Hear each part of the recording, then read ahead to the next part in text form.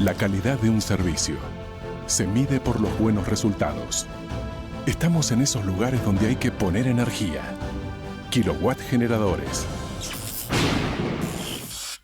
¿Estás buscando escalar tu proyecto a un servidor dedicado ubicado en un data center de primer nivel?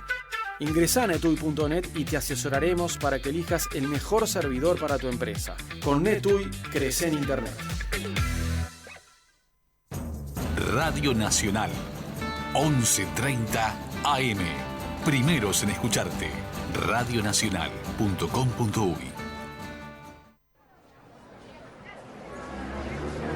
Formando una ciudadanía libre y democrática. Libertas. www.libertas.uy. Presenta ¿En dónde estamos? Un periodístico libre y democrático. De lunes a viernes, a partir de las 10 a.m.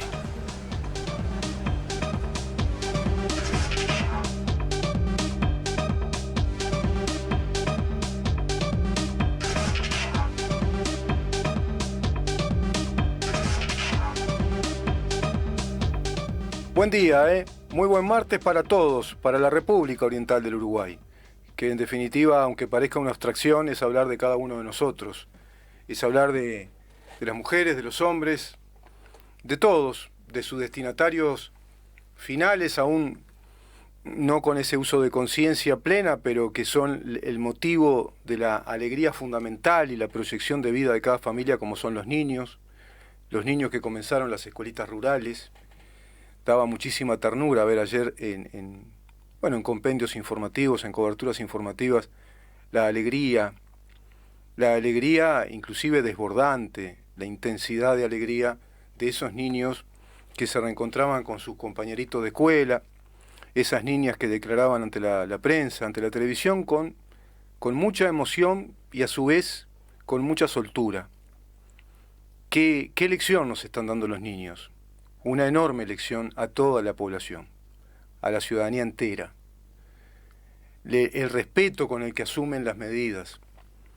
Todos los chiquitos distanciados, con tapabocas, sin discutir y con la profundísima alegría de estar otra vez ante la maestra rural, en presencia de esa maestra que tanto quieren como su otra mamá y que fideliza con ellos durante todo el año y quizá durante varios años, en esas escuelas que también plantean la necesidad de mejoras como así lo planteó el director de ANEP, el doctor Robert Silva, quien, por lo visto y por lo que yo voy evaluando, es un hombre intenso, de muchísima actividad, alejado de ese perfil burocrático que otros tienen cuando ocupan cargos de gobierno.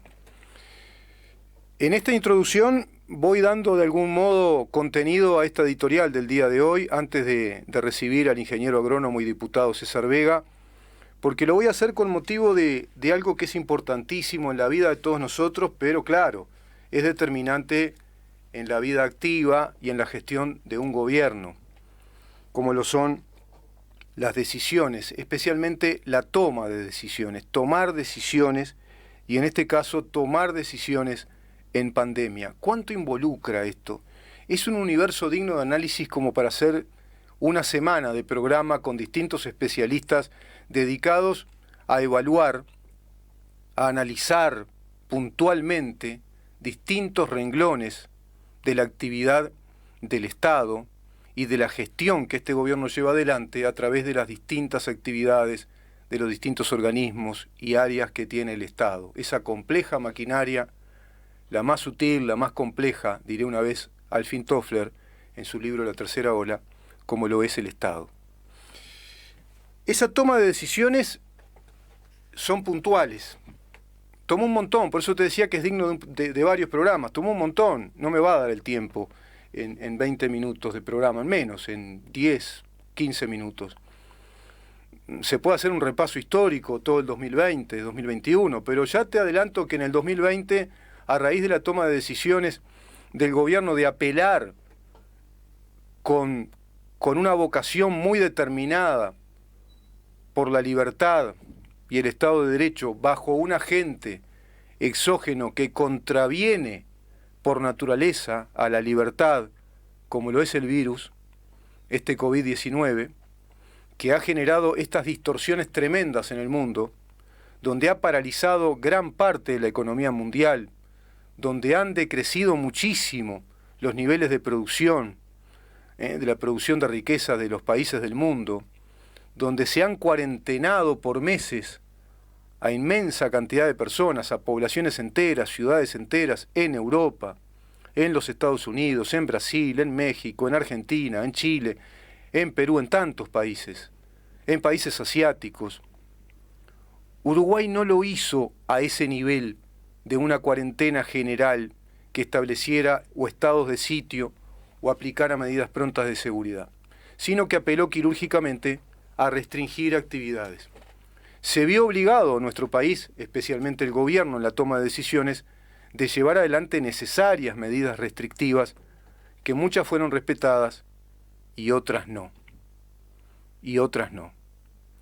Y esas medidas que no fueron respetadas, aglomeraciones, fiestas clandestinas, descuidos inclusive en los funcionarios de los organismos del Estado, tanto de la Administración Central como de las empresas públicas, que llevó también a que el gobierno restringiera esa presencialidad, aglomeraciones multitudinarias por extensas horas de concentraciones, con la marcha de la diversidad, después con la marcha del 8 de marzo, donde miles y miles de personas marcharon aglomeradas, cuando precisamente lo que determina la Organización Mundial de la Salud y toda comunidad científica es que la aglomeración es lo menos adecuado, es todo lo contrario, es el caldo de cultivo del contagio de este virus, que es un virus aéreo, de transmisión aérea, de fácil contagio y con cepas que han surgido a través de sus mutaciones. Estuve escuchando ayer que el virus muta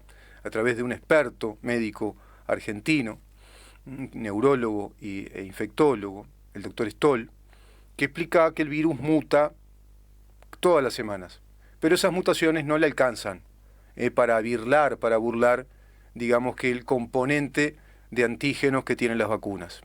Sin embargo, hay mutaciones que sí, que han complicado las cosas y se ve obligado, inclusive, el mundo, a través de lo que indica la comunidad científica mundial, de una tercera dosis, porque hay mutaciones como la mutación de la India, la australiana, la sudafricana, la de Manaos y tantas otras, que son más, son 11, que muchas no complican las cosas, pero otras sí.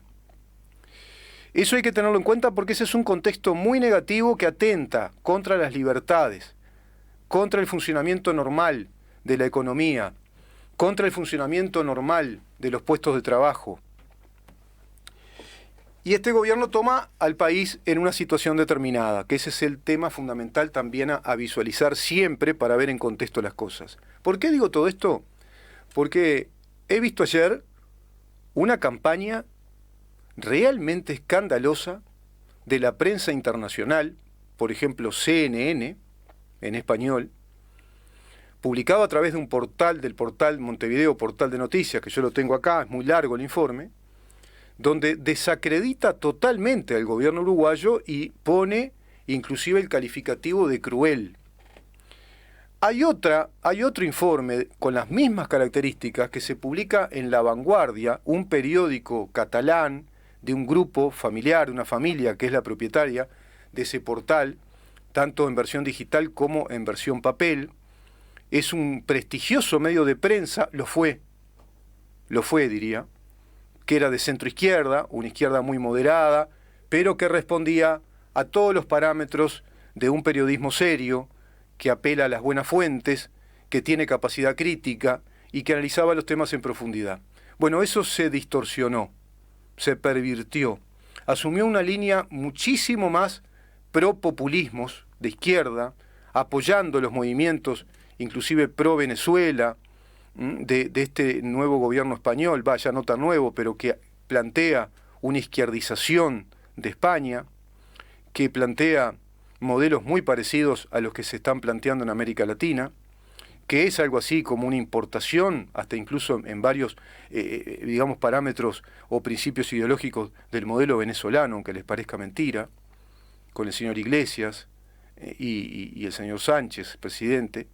Bueno, este periódico que está muy afiliado, seguramente que a la izquierda catalana, no olviden que ahí están los movimientos separatistas, plantea a través de una señora, una uruguaya, de apellido Alvariza, si no me equivoco, una militante de izquierda, uruguaya que vive en España y que oficia como de corresponsal en lo que pasa en nuestro país, y que también se despacha con el calificativo de brutal, creo, si no me equivoco.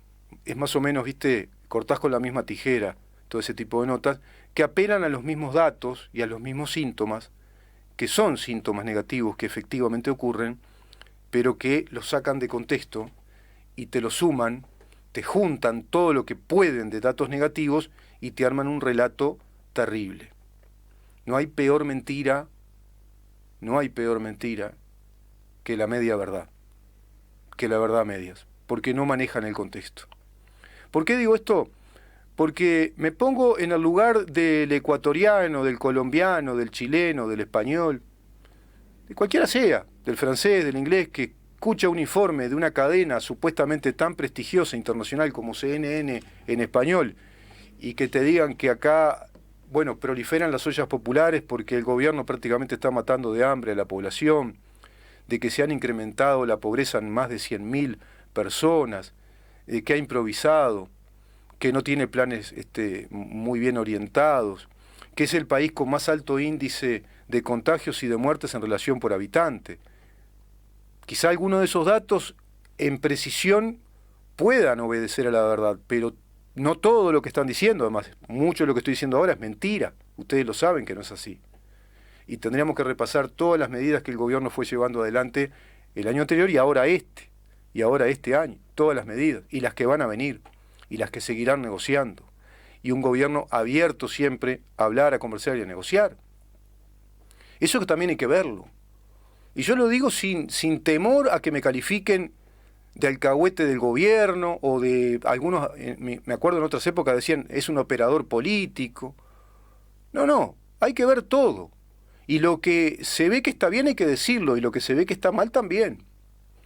Para mí está muy mal, por ejemplo, el ejercicio de la Cancillería del país, donde pasan estas cosas y no sabemos dónde está el canciller, donde el Estado se tiene que hacer cargo oficialmente a través del gobierno de emitir comunicados, datos estadísticos precisos, acudir a la colaboración que la tiene de consultoras de prestigio, consultoras privadas, independientes, todos sabemos cuáles son, no las voy a nombrar, hay un montón, y que den los datos estadísticos precisos para que, por ejemplo, CNN tenga otros elementos para dar un informe internacional, lo mismo este periódico La Vanguardia, lo mismo la señora Etienne, que tiene que ver con la salud a nivel panamericano, que también descalifica a Uruguay, esta señora dominicana. Se ve que no está bien informada, no recibe toda la información, pero hay que ver el contexto. Hay que ver, cuando tomás decisiones, que esas decisiones provengan, yo diría así, como pasó ahora con el Mides, mansas de corazón, pero firmes y valientes en la acción a llevar adelante. ¿Por qué mansa de corazón? Refiero a la calma de conciencia, a la tranquilidad íntima de que lo que se está haciendo de la mejor manera, apelando al conocimiento de la realidad, consultando a los que saben, y a partir de ese conjunto de informaciones, de insumos, de información calificada, se tiene que ir a una decisión política final en todos los componentes de la vida económica, laboral, financiera, jurídica, legal, internacional del país. Y eso no es tarea fácil, porque esa es la tarea de uno solo, del presidente de la República. Y después lo siguen, claro que lo acompaña, su equipo de ministros, en Consejo de Ministros, como habilita la Constitución de la República, si acaso quieren tocar en pleno el tema, y así lo van manifestando en cada ronda de conferencia de prensa. De pronto es un grupo de ministros, porque es por las áreas que se determinaron como medidas, como pasó con el ministro de Trabajo el otro día, como ha pasado con la ministra de Economía, de pronto, y con el director de la OPP, el ministro de Industria, ministro de Trabajo también, ministro de Turismo, con las nuevas medidas que se habían tomado, porque abarcaban todo eso, como lo habíamos conversado con el diputado Conrado Rodríguez. Hay una batería enorme de medidas, pero hay que tomar en cuenta que esas decisiones parten de una realidad. Y la realidad siempre nos ofrece dificultades. Concretamente en nuestro país, la realidad de la que partió este gobierno el 13 de marzo, que es cuando comenzó este tema de la pandemia, le indicaba que a las fechas de enero, febrero y marzo, Uruguay era un país deficitario, con el 5,1% de déficit fiscal. Estamos hablando de casi 4.000 millones de dólares por año que los uruguayos debemos, que estamos en rojo, que lo que produce no le alcanza.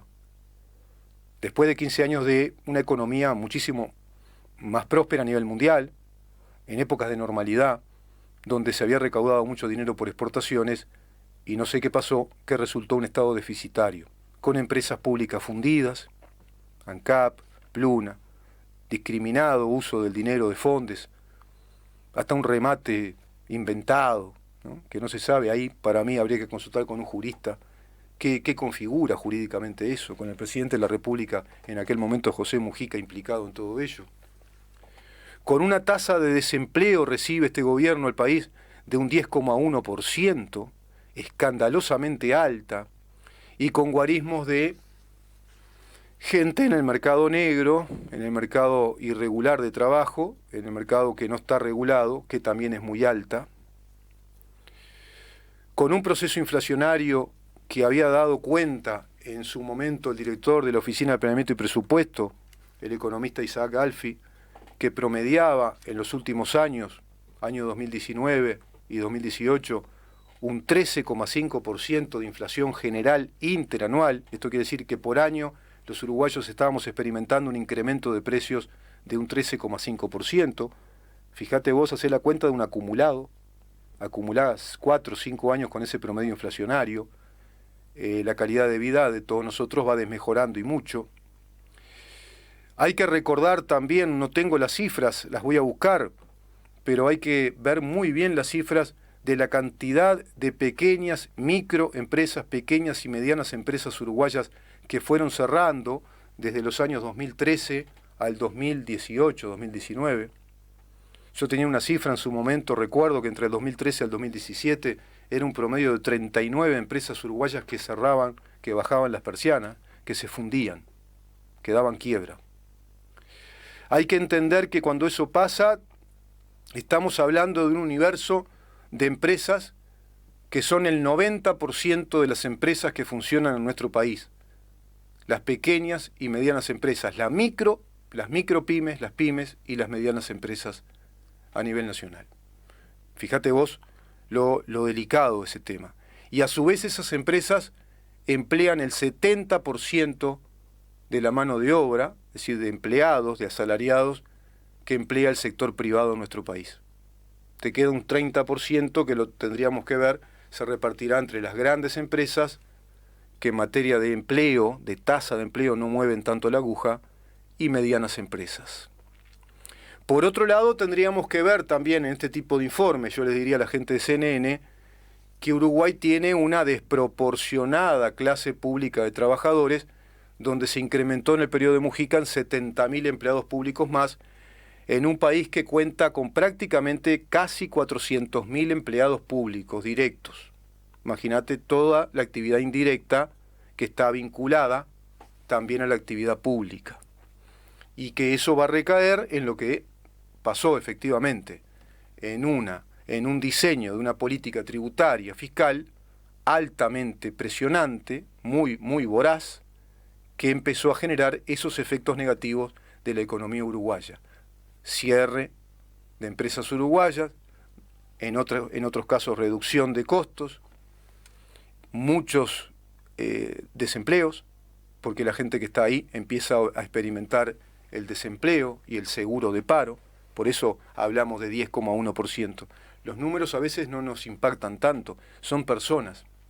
Eran 92.000 personas que recibe el gobierno, si no recuerdo mal, en seguro de paro. Después se fue bajando, eso con medidas que el gobierno fue llevando adelante, por ejemplo, cuando reactiva la construcción, cuando empieza a dar ciertas ciertos subsidios y extiende los seguros de paros parciales, que es el trabajo parcial de menos horas, y el BPS cubre lo que no pueden cubrir las empresas. Hasta ahora sigue extendido eso en el tiempo, superando el plazo legal de la cobertura del seguro de paro. Están los seguros de paros totales. Todo eso lo dijo el ministro el otro día, lo estoy recordando de memoria. Y Uruguay pasa a tener hoy por hoy, cuando en diciembre del 2020 tenía una tasa de 79.000, si no recuerdo mal, o 76.000 personas en seguro de paro, hoy estamos en una tasa de 55.000 personas y que va a seguir bajando. Todo eso hay que recordarlo, hay que recordar que Uruguay está muy endeudado, que tiene una deuda pública que abarca el 100% del Producto Bruto Nacional, que se apeló inclusive a una política económica para mí nefasta del crédito particular a personas en el mercado interno, con un gran endeudamiento de todos los uruguayos. Hay una deuda interna que habría también que cifrar en estadística.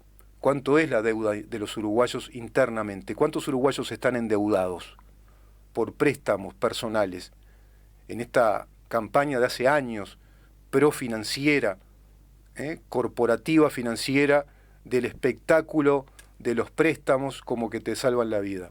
Y empieza la calecita de préstamos de los uruguayos porque el salario en la actividad privada no es bueno, porque aumentó la tasa de desempleo, porque las empresas se fundieron, porque el Estado le cargó mucho las tintas en los impuestos, porque esa política populista de izquierda es para darle a estos, yo le saco a estos otros.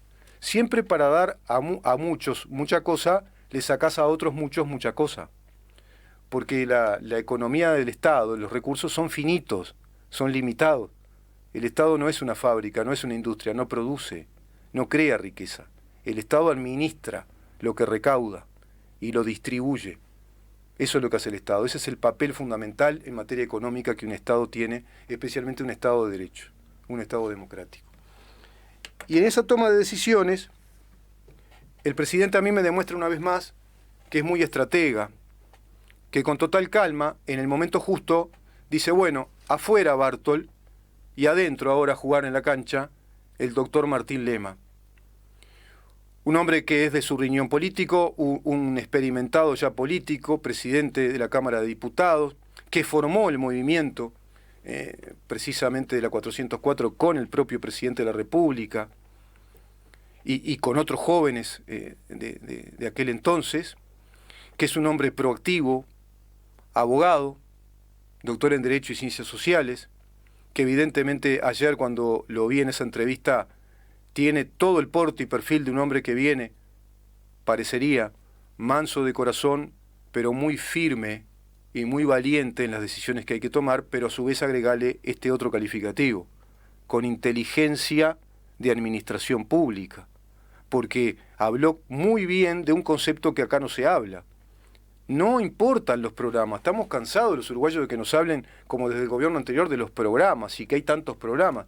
No, el tema es si el programa sirve, si el programa que se instauró, que se escribió, que se institucionalizó, se cumple efectivamente, se hace efectivo, porque ¿cuál es el destinatario de un ministerio tan sensible para todos nosotros como es el Ministerio de Desarrollo Social, que era el bastión o el emblema, hasta si querés, político institucional de una izquierda en el poder? ¿Cuál es?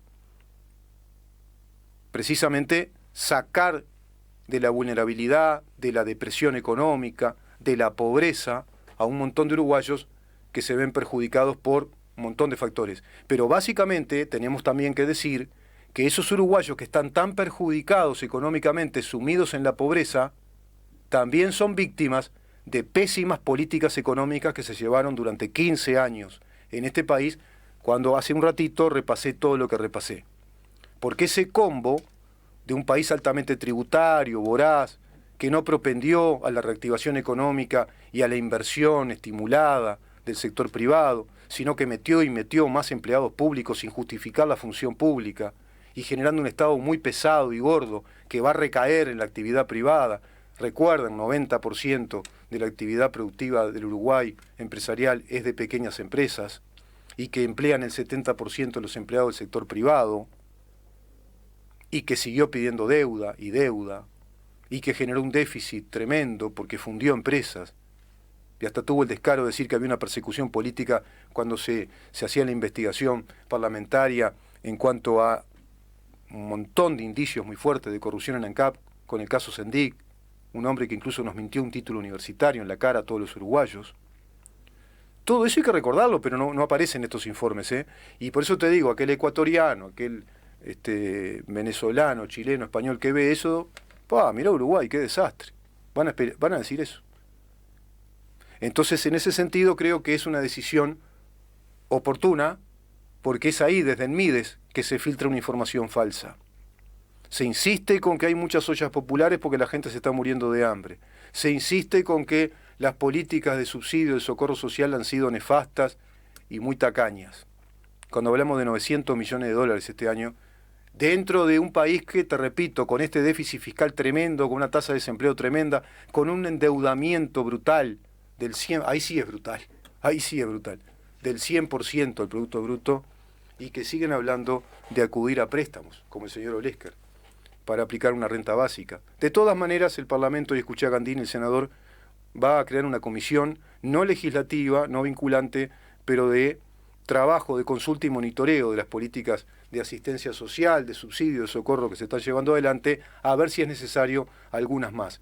Y entre las decisiones que se quieren tomar, decía Gandini, hay una que es muy importante, el pasaporte sanitario, que va a ser muy importante. Va a dar para otro programa, seguramente lo hablaremos con el doctor Álvaro Ronco, quizás yo haga una introducción a ese tema previo a lo que él quiere tratar puntualmente, pero les repito, hay acá una toma de decisión del gobierno y me parece que es muy estratégica, muy inteligente. Aparece un hombre que le va a dar una impronta política, que va a tener que negociar con todos los sectores internos, con las jefaturas y direcciones internas de este ministerio, que está fuertemente cooptado por militantes del Partido Comunista.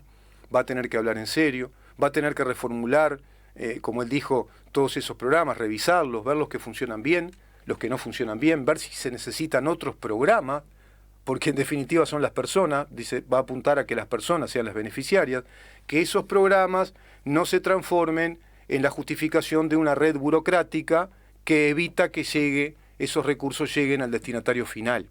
Entonces, si todo eso lo va a llevar adelante el EMA, vamos a recibir otros datos estadísticos, otra información de la realidad. Valiente decisión del presidente de la República, oportuna, dinámica, rápida. No había un perfil político en Bartol, no había un perfil inclusive de manso corazón y decisión valiente y firme, no había esa locuacidad necesaria de transparentar un mensaje con mucha articulación de conceptos, como ayer la vi, con esa impronta de conceptos muy claros, versatilidad en la claridad del concepto, que hasta empezaban a dar la impronta de la imagen de un incipiente estadista en Martín Lema. Y eso lo sabe, la izquierda, lo saben, y seguramente están nerviosos, porque ahora vienen cambios, y van a haber cambios estratégicos. ¿Por qué? Porque Uruguay está en un récord de vacunación, porque se estima que a agosto estaremos quizá, esperemos que sí, Dios quiera, como Israel, todos sin tapaboca, y se reactiven todas las actividades, que se comenta que están muy cercenadas, y es verdad, y que se reactive la economía, y vienen planes económicos de reactivación. Para cerrar, esto de la decisión que se tomó y que tomó el gobierno, a mí me trae mucho a la analogía de un buen equipo de fútbol de alta competencia y de esos técnicos que mansos de corazón, pero con firmeza, inteligencia y valentía, hacen el cambio en ese partido clave, hacen el cambio en el momento justo. Hay que hacer el cambio en el momento justo. Cuando tienen esos jugadores de fútbol que son muy buenos o excelentes y están ahí en el banco esperando, porque el técnico se da cuenta de que hay que cambiar la estrategia y la táctica para poder llevar adelante con resultado exitoso ese partido que es determinante. Un cuarto de final, imagínate, una semifinal de una Copa Internacional, de una Champions. Y ese cambio, si después se da, bueno, demostró, cuando se dan los hechos, demostró que el técnico fue inteligente y fue valiente para hacerlo. Y puso el jugador que se necesitaba para que ese cambio se produjera. Y poder hacer los goles que hay que hacer, precisamente para que consagre exitosamente una decisión política y una gestión política. Te repito, en medio de enormes dificultades. Y creo que eso forma parte de la historia de la humanidad. Todos tenemos que tomar decisiones, pero claro, la decisión apunta a un ideal de resultado, pero tenemos que saber también, con mucha madurez, que tenemos recursos limitados y que muchas veces parten esas decisiones de muchas dificultades. Y sobre la base de esos recursos, llamarle recursos humanos, recursos económicos, recursos logísticos, infraestructura, y a su vez la realidad enorme que hay que enfrentar de tanta pobreza generada por tantos años, con tantas extensas áreas de asentamientos marginales que ahí están dando la muestra de que la pobreza viene desde hace mucho tiempo, bueno, entonces esas decisiones tienen que ser muy inteligentes y muy valientes para ajustarse a esa realidad y a esas dificultades. Creo yo que todo eso es lo que hay que ponderar en un informe serio periodístico, y especialmente sucedió ayer, ¿no? Lo paradójico, en el Día Internacional de la Libertad de Prensa y Expresión, y cuando uno ve que se utilizan medios de prensa tan poderosos para perfilar una especie de relato propagandístico de una nueva izquierda internacional que se busca por todos los medios instalar definitivamente en América Latina, creo yo que me vi muy en la necesidad de compartir con ustedes esta editorial. Ya viene con nosotros el diputado César Vega para hablar de que los excesos no sirven para nada, ¿viste? Precisamente, mira, los excesos de ningún tipo sirven para nada. Y los excesos en nitrógeno, en fosfato, en químicos que se siguen usando, tampoco, generan cianobacterias. Vamos a hablar con él.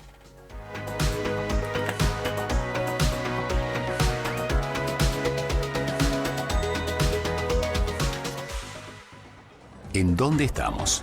Es una producción de Organización Libertas. www.libertas.uy. Una puesta al aire de CX30, Radio Nacional. Periodismo independiente, libre y democrático. De lunes a viernes, a partir de las 10 a.m. Guión y conducción de Rubén Moyano. Hay cosas que ya sabíamos de antes, como que lavarte las manos más y mejor te protege de los gérmenes. O que si necesitas un acompañante para vos y tu familia, es mejor que lo haga alguien que sepa de salud. Por eso preferís Acompaña, la única que te asegura un servicio totalmente a cargo de enfermeros titulados. Acompaña, enfermeros que te cuidan. 0800-8939. Pensá en tu economía, pensá en el medio ambiente. Tenemos reciclados de cartuchos compatibles y originales. Reparación de impresoras, equipos PC y notebook. ¿Dónde? En Refil Uruguay, Avenida Italia 3058, Casi Maipú. Búscanos en todas las redes sociales o en WhatsApp 092-660-530. Refil Uruguay. Café Jurado, directamente desde la planta hasta su propia taza, siempre garantizando la mejor calidad. Café Jurado, su cuerpo, su intenso sabor y su aroma hacen de nuestro café un placer único. Desde 1912, pasión por el café. Previsión, la marca que asegura su tranquilidad. Seguridad y respaldo cuando más se necesitan. Previsión, cobertura integral de servicio fúnebre.